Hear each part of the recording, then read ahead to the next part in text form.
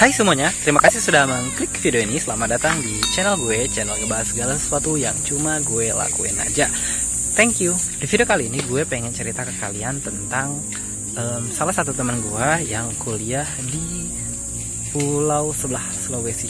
Di video ini gue pengen ngobrol sama dia, kayak tanya-tanya gitu. Ya, nikmatin podcastnya. Thank you.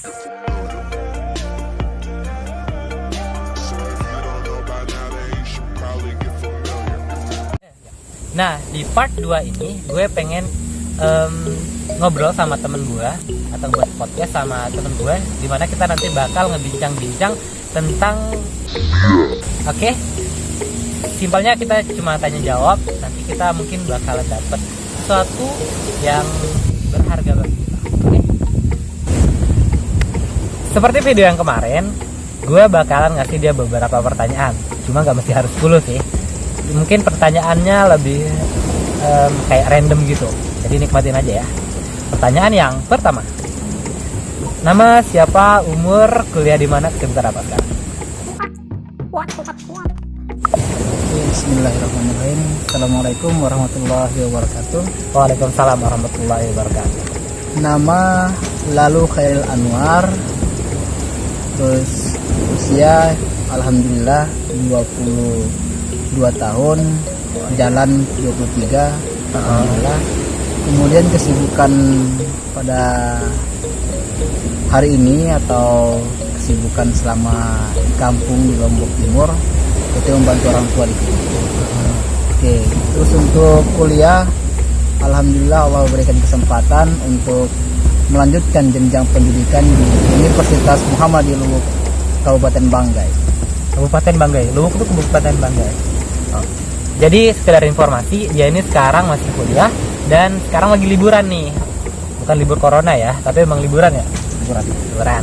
Nah, nanti kita bakal ngulik-ngulik tentang kuliahnya, awal mulanya kuliah, terus mungkin ada suka dukanya bisa di-share ke kalian. Semoga dapat motivasi juga sih. Oke. Kuliah tahun berapa? Tahun 2017. Oh, berarti berapa semester? Sekarang semester 7. Jurusan Ekonomi Manajemen. Oke, jurusannya Ekonomi Manajemen. Jadi dia ini adik kelas saya. Jadi satu tingkat di bawah saya. Oke, kemudian apa ya? Status. Oke. maaf. Status. Ya biasalah, sama. Apa sih? Enggak ada status tuh, enggak. Yang adanya lajang, ya kan? Sudah menikah, janda, duda, atau single parent. Enggak ada status sama. Ada sudah menikah. Oh iya, sama. Oke, statusnya lajang. Oke. Bisa ceritain nggak ke kita awal mula masuk kuliah, mungkin ada suka dukanya atau mungkin ada ya yang bisa di-share ke teman-teman. Kalau mau dibilang suka duka sih sebenarnya banyak, tapi tidak mungkin semuanya juga mau dialkan. Biarkanlah saya dan Allah yang tahu. Masya Allah. Untuk duka-dukanya. Untuk duka-dukanya. Berarti sukanya apa nih? Sukanya sukanya si dia. Jadi awal mulanya saya kuliah waktu itu tahun 2017 kan saya jadi alumni di SNKN 1 Sambelia. Alumni SNK. Itu angkatan yang keberapa? Angkatan kalau nggak salah itu angkatan yang ke-4 atau ke-5. Keempat. Terus waktu itu kan habis sekolah saya ini pengennya mencari kerja. Oh ya, betul. Memang sebagian besar tuh anak-anak SMK kalau lulus daripada kuliah mending langsung cari kerja. Tahu ujung-ujungnya sama-sama nyari uang juga. Ya. Karena pemikirannya kita gitu apa ya, mau dibilang kuliah itu kan seperti yang kita ketahui banyak mengeluarkan dana dan kemudian banyak membuang waktu untuk ya sebenarnya bagus untuk menuntut ilmu kan. Tapi karena pemikirannya kita itu materi gitu. Makanya pas sebelum selesai kuliah sekolah itu berpikiran mau kerja di mana gitu. Apa selesai sekolah jadi alumni SMK, kemudian saya berpikir mau kerja di mana. Nah, saya cari kerja. Sebelumnya itu saya kerja di kebun. Oh, sempat kerja di kebun. Memang kan dari kecil sebelum sekolah saya ini sering bantu-bantu orang tua di kebun. Anak soleh, insya Allah. Sebelum berangkat sekolah itu dicerita sedikit ya tentang masa sekolah. Sebelum berangkat ke sekolah itu saya ini paling banyak catatan di BP. Oh iya. Dari SD sampai SMK saya yang paling banyak catatan di BP. Iya, dulu tuh dia kan dari kelas saya, dia pernah berantem juga tuh. Saya ikut ngeramein apa ikut damein sih dulu saya. Iya, lu ingat ya? Waktu itu kan di batu-batu besar, kamu duduk kayak abis berantem memang. Iya, ingat ya. Memang dia langganan di BP. bukan berantemnya juga sih ya, langganan BP-nya. Nah, saya ini kan sebelum berangkat sekolah, beda dengan teman-temannya lain kan, anak-anak didik yang lain kan. Kalau bangun tidur, mandi, sarapan, pergi sekolah kan. Kalau saya tidak. Saya ini habis sholat subuh, baru mandi, kadang juga belum mandi, baru berangkat ke kebun. Oh, ke kebun sapi. Dulu bawa sapi. Nah, baru nyabit dulu buat sapi, buat makan sapi kan. Iya. Nah, selesai kasih makan sapi, baru pulang mandi, sekolah. Jadi terlambat gitu. Terlambat sampai saya juga sering ditutupi gerbang. Gitu. Oh, iya. Diusir juga sering. Kayak tapi itu masalah biasa. Nggak ketemu cewek gitu di gerbang gitu. Nggak ada. Dihukum bareng terus cipta lokasi gitu. Korban sinetron, maafkan saya pemirsa. Jadi alhamdulillah guru-guru di SD sampai SMK itu lambat laun mereka tahu aktivitasnya saya. Ya mulai mengerti. Mereka mulai mengerti dan aktivitasnya saya karena tuntutan lah gitu. Karena kekurangan finansial sehingga saya harus bantu orang tua gitu. Iya. Makanya kalau pulang sekolah itu saya ini nggak pergi main-main macam teman-temannya lain. Pulang sekolah kadang ganti di kebun. Ada baju ganti di kebun. Oh iya, langsung ready gitu ya. Balik ke kebun. Makanya saya ini dulunya itu waktu masih sekolah saya ini jarang sekali bergaul, jarang sekali. Bergaulnya mungkin nanti kalau teman-teman mau ke rumah gitu. Kalau teman-teman tidak mau ke rumah enggak. Aku pernah nggak datang ke rumahmu? Ayo. Pernah. Ngapain? Waktu itu dengan Alit Ata juga. Terus mamaku nyariin aku. Nah, itu aku awal-awal punya laptop kayaknya itu. Iya. Kebantuin ngajarin dia beberapa hal. Itu sedikit sih. Cuman itu mulai kita akrab. Ya. Jadi pas saya selesai sekolah juga, saya lanjut profesi saya di kebun. Iya. Lebih fokus sekolah, gitu ya. Lebih fokus. Supaya profesional tanam di pisang, kebun. tanam pisang. Ya, terus. Pisang. Nah, di saya tanam pisang selesai sekolah itu karena kekurangan dana ya. Akhirnya saya pergi kuli bangunan di Sumbawa. Oh, sempat ke Sumbawa juga. Sumbawa kuli bangunan kan. Pas saya alhamdulillah dapat rezeki sedikit, pulang lagi ke sini ke Lombok. Terus saya rawat pisangnya saya dengan rutinitas saya itu saya terus hari-hari itu terus pisang. Dan alhamdulillah hasilnya memuaskan. Tinggal nunggu panen, tinggal berapa minggu mau panen. Nah, waktu itu kakak yang di Sulawesi telepon. Dia tanya, "Dek, kamu mau cari kerjaan ya?" "Iya, saya mau cari kerjaan." Nah, di saat saya dikasih tahu ada kerja di sana, dia bilang banyak sekali.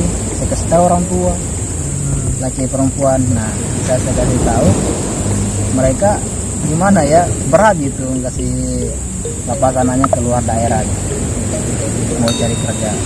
Nah, selang beberapa waktu kakak yang di Sulawesi bujuk terus orang tua kan, dibujuk sehingga saya dikasih pergi ke Sulawesi untuk kerja. Nah, sampai di sana saya kira kerja yang gimana? Saya nggak tahu loh. Yang apa namanya istilahnya ya, kerja di kantoran gitu. Ternyata sama saja gitu. Kebun juga. Oh.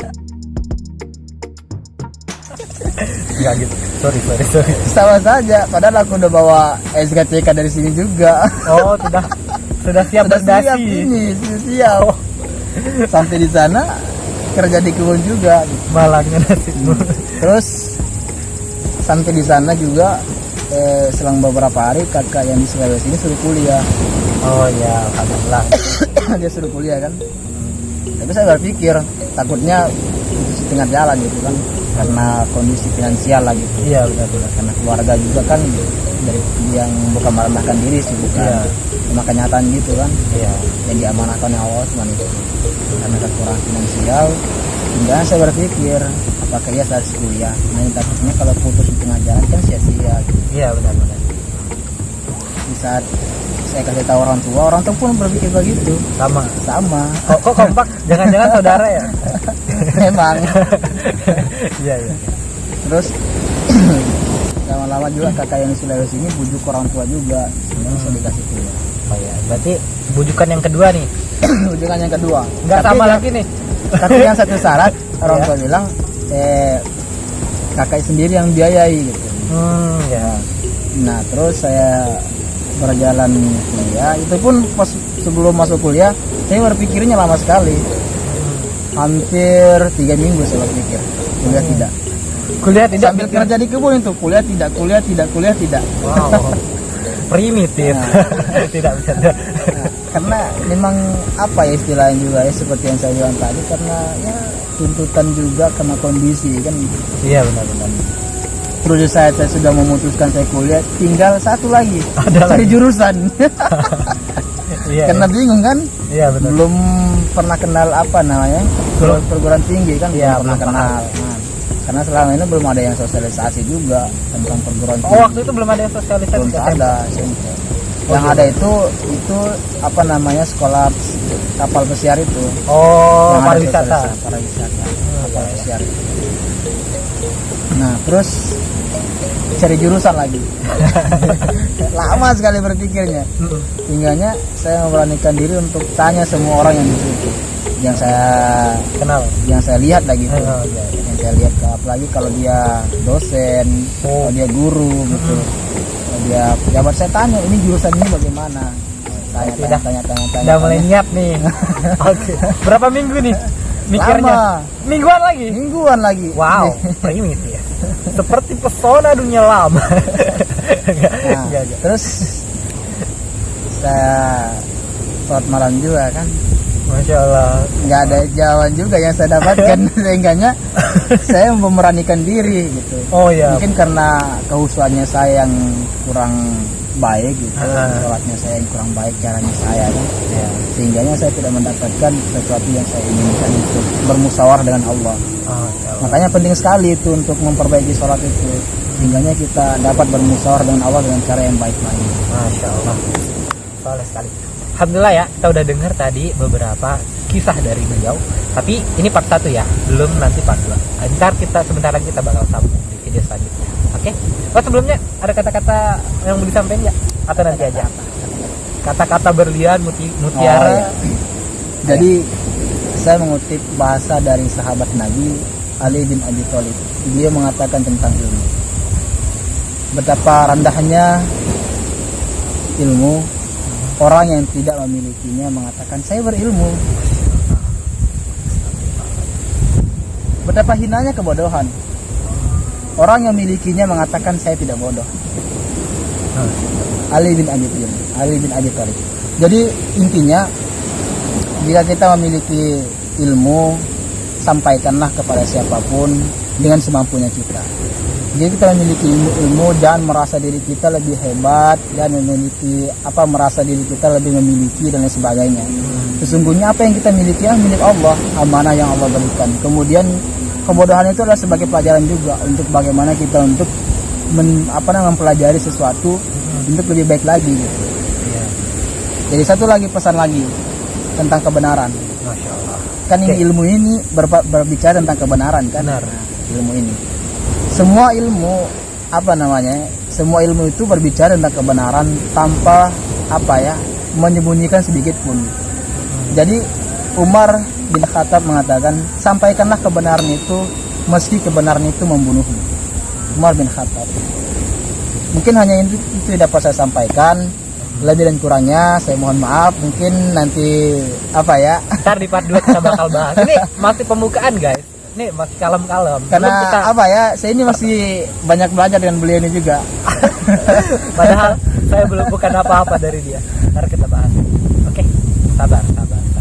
Terima kasih sudah nonton. Jangan lupa buat tinggalin komen, like, dan share video ini kalau kalian suka dan pengen berbagi ke teman-teman kalian. And see you on the next video. Bye, basah ya.